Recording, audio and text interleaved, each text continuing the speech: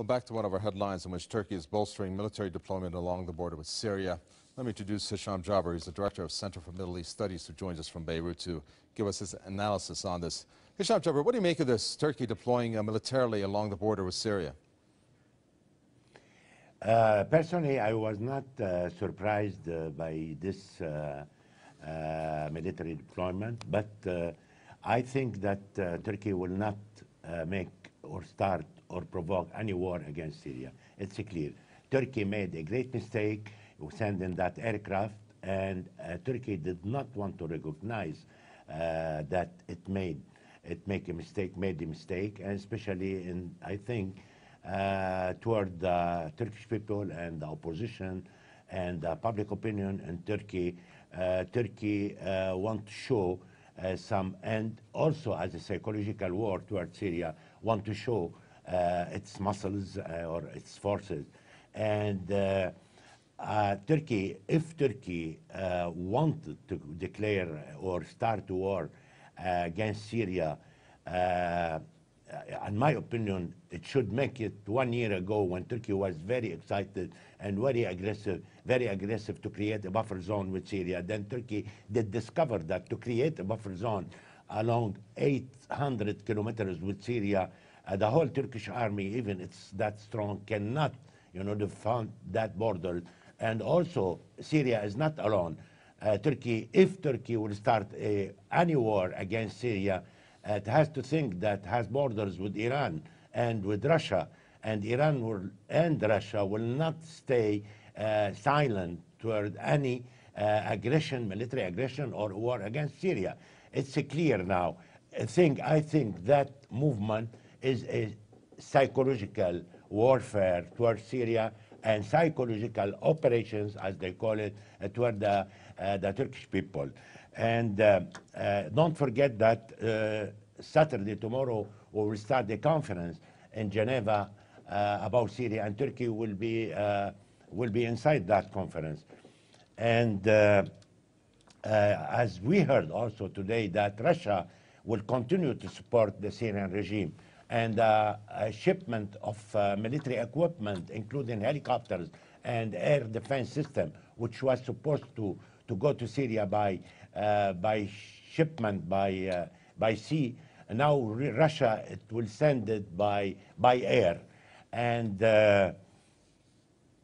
Russia respond and replied to the criticism about sending military equipment and support on Syria, that said that Russia did make and did sign agreement with Syria, and Russia is not capable or able or in a position to deny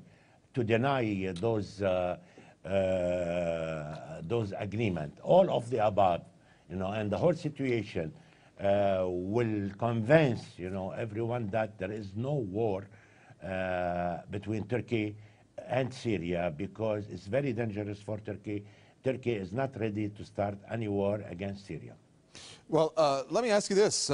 In terms of what they have done, I mean, the question comes to mind, given that Turkey is a NATO member, would they, or could they, or do they have permission to, if they wanted to incite war? I mean, do they need to get a nod or an approval from NATO, which in that case, we have seen NATO really reluctant to have any type of military engagement in Syria.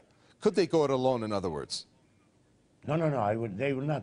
And even if Turkey is member of NATO, we heard in the last few days that Mr. Rasmussen, the Secretary General of NATO, said NATO will not be involved, will not be concerned about any military operation against Syria.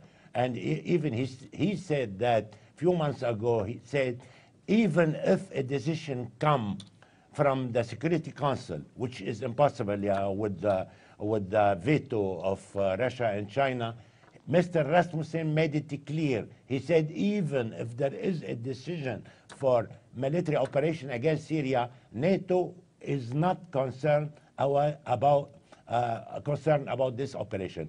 And how come if Turkey wants to make an adventure, military adventure against Syria, I don't think at all that NATO will encourage this or will be involved in such military aggression against Syria. And finally, Hisham Jabbar, it seems to be not on the radar, so to speak, of news that Syria was actually acting in self-defense, in a matter of speaking, because it was reported that these reconnaissance planes, if there were one or two of them, were actually spying and locating the different movements of the Syrian army and then relaying that to the opposition who is on the ground. And it is reported that Syria actually has proof of that. Why is that not being highlighted, if it is true? Yes, I think because the propaganda is against Syria. Look, before we talk about this, look at the incident of the aircraft. The aircraft was shot on the Syrian, air. And Syria was in legitimate self-defense. And Syria is not attacking Turkey. I don't see any Syrian tanks going to the Syrian borders or across that border. I don't see any Syrian aircraft, flying over Turkey. But on the other hand, you see Turkey is supporting the opposition, is moving inside even the Syrian land, and Syria is always trying to avoid any contact, military contact with Turkey. Look at the hostages who were taken from Lebanon, Lebanese hostages who are taken, and still hostages in Syrian land with the protection of Turkish intelligence. Everybody, knows this, but Syria doesn't have any interest right now to provoke any war with Turkey. On the other hand, I am sure that Turkey doesn't have any interest to start a war or military conflict with the Syrian. It may develop or be increased and developing into a war between the two countries. Don't forget, there is 800 kilometers between Syria and Turkey, and despite that the Turkish army is very strong, as they said, also the Syrian army is not that weak, and Syria did prove that has, for example, a very important and advanced and sophisticated air defense, and Syria can defend itself. Okay, thank you very much. We appreciate that.